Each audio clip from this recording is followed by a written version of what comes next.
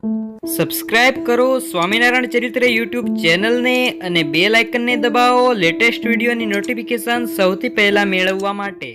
જય સ્વામિનારાયણ બધાને, જય શ્રી કૃષ્ણ। તારીખ 13મી એપ્રિલ 2026 અને સોમવારના રોજ ચૈત્રવદી વરુથીની એકાદશી ઉપવાસ છે। 10,000 વર્ષ સુધી તપ કરવાથી માણસને જે ફળ પ્રાપ્ત થાય છે તે ફળ તે માણસને વરુથીની એકાદશીનું વ્રત કરવાથી પણ પ્રાપ્ત થાય છે। આ વિડીયોમાં આપણે એકાદશીની વ્રત કથા, મહિમા, ભગવાનની પૂજા, એકાદશીના ઉપાયો અને પારણા સમય, પૂજાનો શુભ સમય સાથેની ઘણી બધી માહિતી જોઈશું। એકાદશીની વ્રત કથા સાંભળ્યા વગર વ્રત અધૂરું કહેવાય છે। મોટા મહિમાવાળી એકાદશીના મહાત્મ્યમાં આપણે પ્રવેશ કરીએ। વિડીયોને છેલ્લે સુધી જોજો। તમને આ વિડીયો પસંદ આવે તો લાઈક બટન જરૂર દબાવજો। યુધિષ્ઠિર રાજા પૂછે છે, હે વસુદેવના પુત્ર શ્રી કૃષ્ણ, તમને નમસ્કાર કરીને પૂછું છું કે ચૈત્ર મહિનામાં કૃષ્ણ પક્ષને વિશે કયા નામની એકાદશી થાય છે તેનો મહિમા મને કહો।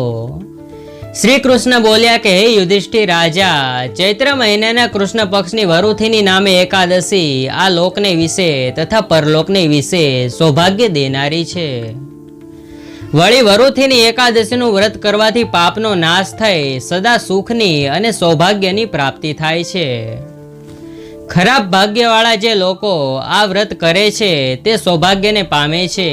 આ વરુથીની એકાદશી સર્વ લોકોને ભોગ દેનારી, મોક્ષ આપનારી, સર્વ પાપને હરનારી અને ગર્ભવાસને ટાળનારી છે। વળી આ એકાદશીના વ્રતથી જે માંધાતા રાજા તે સ્વર્ગમાં ગયા છે, એ ઉપરાંત આ વરુથીની એકાદશીના વ્રતથી ધુંધુમાર વગેરે ઘણા રાજાઓ સ્વર્ગને પામ્યા છે।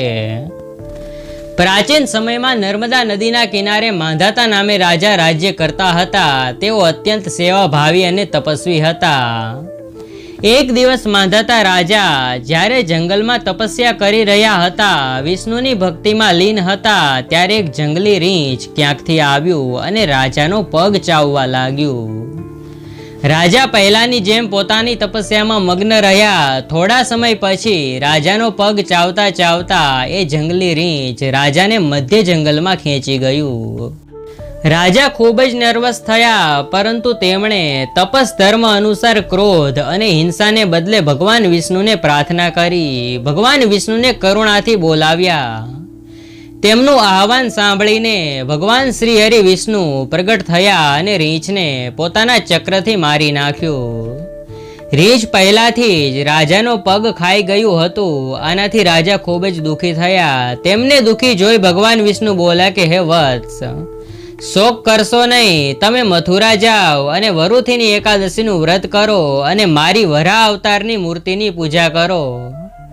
તેના પ્રતાપથી તમે ફરીથી પહેલા જેવા સર્વ અંગે સંપન્ન બનશો।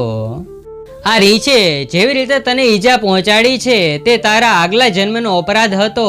ભગવાનની આજ્ઞાનું પાલન કરીને રાજા માંધાતા મથુરા ગયા અને ભક્તિપૂર્વક વરુથીની એકાદશીનું વ્રત કર્યું। તેના પ્રતાપથી રાજા જલ્દી જ સુંદર અને સંપૂર્ણ શરીરવાળો બની ગયો।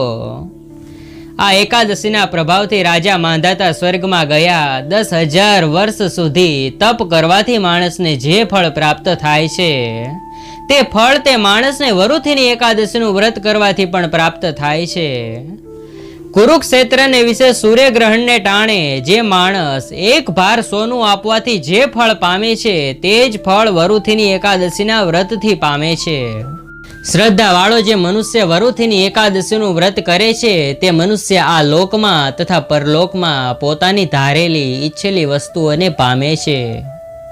હે નરપતિઓમાં શ્રેષ્ઠ યુધિષ્ઠિર રાજા, પવિત્ર એવી આ વરુથીની એકાદશી પવિત્ર કરનારી, મોટા પાપોનો નાશ કરનારી અને આ એકાદશીનું વ્રત કરનારને ભોગ તથા મોક્ષ દેનારી છે। હે રાજાઓમાં શ્રેષ્ઠ યુધિષ્ઠિર રાજા, ઘોડાના દાનથી હાથીના દાનનું પુણ્ય વધારે છે। હાથીના દાનના પુણ્યથી પૃથ્વીના દાનનું પુણ્ય વધારે છે। પૃથ્વીના દાનના પુણ્યથી તલના દાનનું પુણ્ય વધારે છે। તલના દાનના પુણ્યથી સોનાના દાનનું પુણ્ય વધારે છે અને સોનાના દાનના પુણ્યથી અન્નના દાનનું પુણ્ય અધિક છે। અન્નના દાનના પુણ્યથી ઉત્તમ દાન કોઈ થયું પણ નથી અને કોઈ થશે પણ નહીં. હે રાજાઓમાં ઉત્તમ યુધિષ્ઠિર રાજા, અન્નદાનથી પિતૃઓ, દેવતાઓ અને મનુષ્ય પણ તૃપ્ત થાય છે અને કવિઓએ પણ અન્નદાનના સરખું કન્યાદાન કહેલું છે. વળી ભગવાન વિષ્ણુએ કન્યાદાનના સરખું ગૌદાન એટલે કે ગાયનું દાન કહેલું છે તથા આગળ કહેલા સર્વ દાનોના કરતા વિદ્યાનું દાન અધિક છે. વિદ્યાદાન દીધા જેટલું ફળ નર વરુથીની એકાદશી કરવાથી પામે છે. પાપ કરવામાં મોહવાળા અર્થાત પાપ કરવામાં પ્રીતિવાળા જે નરો જ્યાં સુધી સર્વ પ્રાણીઓનો પ્રલય થાય ત્યાં સુધી નર્કની અંદર પડ્યા રહે છે. માટે સઘળા યત્ન કરીને પણ કન્યાનું ધન લેવું નહીં. હે રાજાઓના અધિપતિ યુધિષ્ઠિર રાજા, જે નર લોભથી કન્યાને વેચીને તેનું ધન લે છે તે નર બીજા જન્મની અંદર જરૂર બિલાડો મીંદડો થાય છે. જે નર પોતાની શક્તિ પ્રમાણે અલંકાર પહેરાવેલ કન્યાને પૈસાની સાથે આપે છે તેના પુણ્યોની સંખ્યા ચિત્રગુપ્ત પણ પૂરેપૂરી જાણતા નથી. વરુથીની એકાદશીનું વ્રત કરનારા વૈષ્ણવોએ દસમની દિવસે આટલી વસ્તુઓનો ત્યાગ કરવો: 1 કાંસુ, 2 માંસ, 3 મસૂરનું અન્ન એટલે કે દાળ, 4 ચણા, 5 કોદરા ધાન્ય, 6 શાક, 7 મધુ, 8 પારકાનું અન્ન, 9 ફરીને બીજી વાર ભોજન તથા 10 મૈથુન એટલે કે સ્ત્રી સંગ. આ 10 વસ્તુઓનો ત્યાગ કરવો. તથા એકાદશીને દિવસે આટલી વસ્તુનો ત્યાગ કરવો: 1 ઝૂકટું ન રમવું, 2 બપોરની નિદ્રા ન કરવી, 3 તાંબુલ ન ખાવું, 4 દાંતણ ન કરવું, 5 પારકી નિંદા ન કરવી, 6 ચાડી ન ખાવી, 7 પાપીઓની સાથે ભાષણ ન કરવું, 8 ક્રોધ ન કરવો, 9 ખોટું ન બોલવું. આ 9 વાનાઓનો એકાદશીને દિવસે ત્યાગ કરવો.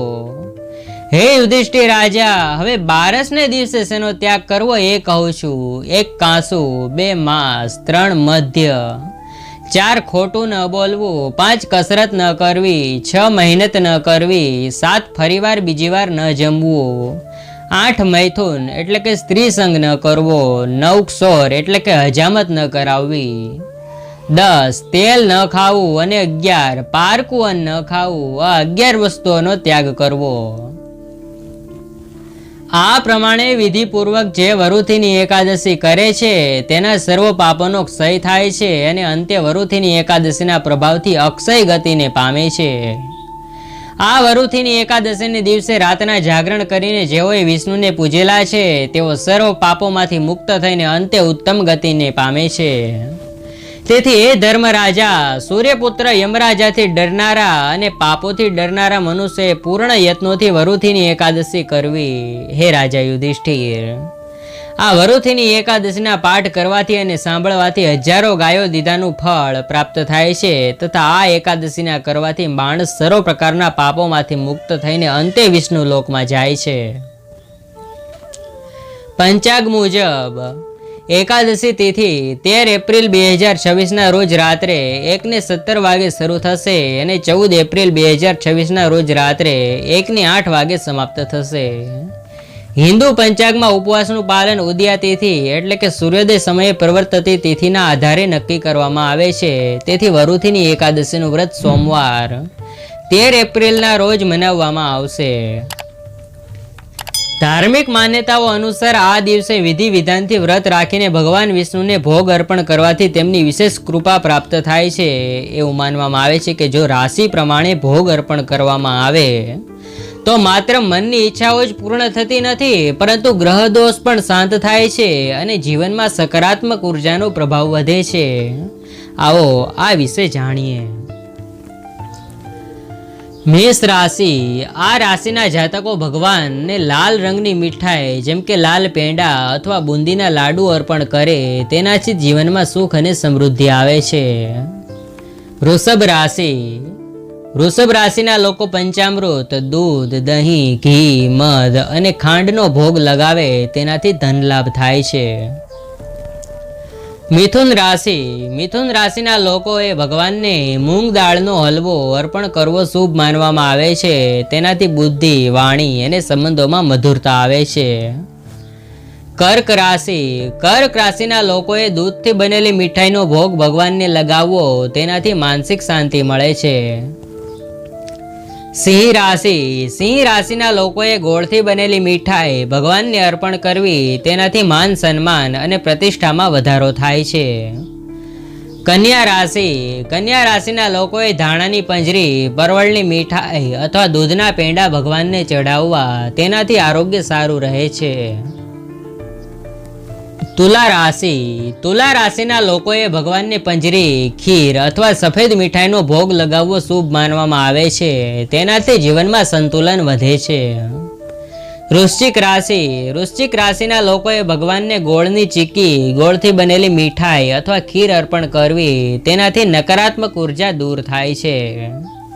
ધનુ રાશિના લોકોએ ભગવાનને બેસનના લાડુ, પીળા ફળ અથવા કેળા ચઢાવવા, તેનાથી ભાગ્ય મજબૂત બને છે. મકર રાશિના લોકોએ ભગવાનને તલના લાડુ, દહીં, એલચી અથવા ચૂરમાનો ભોગ લગાવવો, તેનાથી કર્મોનું શુભ ફળ મળે છે. કુંભ રાશિના લોકોએ ભગવાનને નાળિયેરની મીઠાઈ અથવા પેંડા અર્પણ કરવા, તેનાથી જીવનમાં ખુશાલી આવે છે. મીન રાશિના લોકોએ ભગવાનને કેસરની ખીર, પીળા બેસનના લાડુ અથવા મિશ્રી ચડાવવી, તેનાથી આધ્યાત્મિક પ્રગતિ થાય છે.